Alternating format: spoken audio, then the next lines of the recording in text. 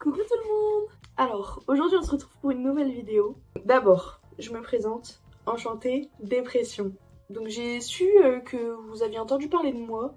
Apparemment, on parle beaucoup sur moi ces temps-ci. Je me demande si c'est en bien ou en mal, franchement je sais pas du tout. J'espère en bien quand même. Donc je me suis dit que ça pouvait être cool si vous passiez une journée avec moi. Donc en fait, aujourd'hui je vais vous emmener avec moi et vous allez faire un What's in my day. Donc en fait je vais vous emmener avec moi et ça va être trop cool. Vous allez pouvoir voir ce que c'est une journée de dépression.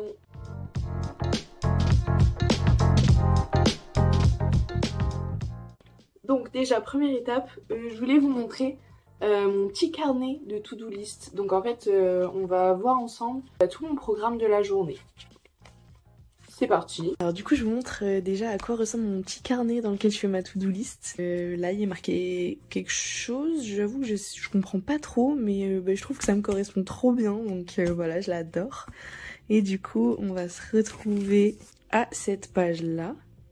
Alors du coup dans ma to-do list, comme vous pouvez voir déjà on a l'humeur dépressive et la perte d'intérêt et de plaisir que j'ai mis en dehors du planning parce qu'en fait c'est quelque chose que je fais assez régulièrement, que je fais généralement à peu près toute la journée. Ça fait plus de 2 semaines que je fais ces deux activités-là, donc voilà, j'ai voulu les mettre un peu à part. Du coup, vers 16h, quelques pensées de culpabilité excessive, donc sur ce que je n'ai pas dit, ce que je n'ai pas fait, ce que j'aurais pu dire, ce que j'aurais pu faire.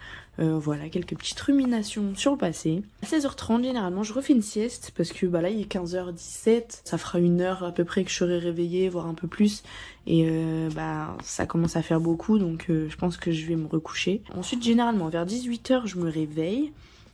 Parce que mon ventre gargouille en fait parce que j'ai pas encore mangé de la journée. Donc ensuite de 18h à 20h, en fait je me demande comment je vais faire pour me faire à manger. Et au final, à 20h, je commande sur Uber Eats. À 20h15, une fois que j'ai commandé, généralement, j'ai quelques pensées suicidaires. Vers 20h30, je me prépare mentalement à aller chercher la commande.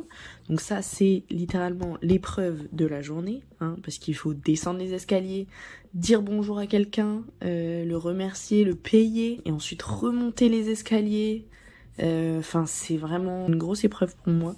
Ensuite à 21h30 je refuse tous les plans qu'on me propose, donc généralement j'ai beaucoup d'amis qui m'appellent, qui me proposent de faire certaines choses, sortir etc, et généralement je refuse tout. Et ensuite de 22h à 3h on part sur des pensées suicidaires encore une fois et des ruminations vers le passé. Et voilà, du coup généralement ça fait que je m'endors assez tard. Voilà, donc je vous propose de vous emmener avec moi. Hello, alors on se retrouve, là j'ai ma mère qui vient de m'engueuler plusieurs fois pour que j'aille ranger ma chambre, donc je vous propose qu'on aille la voir ensemble et qu'on essaye de la ranger ensemble. Donc voilà, ça c'est ma chambre, donc moi en fait je dors dans la deuxième chambre à côté parce que comme vous pouvez le voir c'est pas trop viable. Donc ça fait plusieurs semaines que j'essaye de ranger mais j'y arrive pas. Je pense qu'aujourd'hui c'est pas le bon jour donc je vous propose que on retourne se coucher. Recoucou. Alors du coup j'ai pas la force de ranger ma chambre. Je vous propose de faire une petite sieste. J'ai mis des vidéos YouTube en fond. Je fais tout le temps ça parce que comme ça au moins ça m'évite de ruminer. J'ai un truc qui me prend le cerveau. Voilà. Bonne nuit, à tout à l'heure.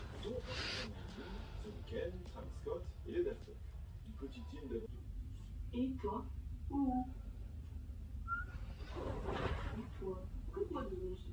T'as déjà entendu parler de l'activation comportementale? Attends. Ok. Alors laisse-moi te présenter l'activation comportementale.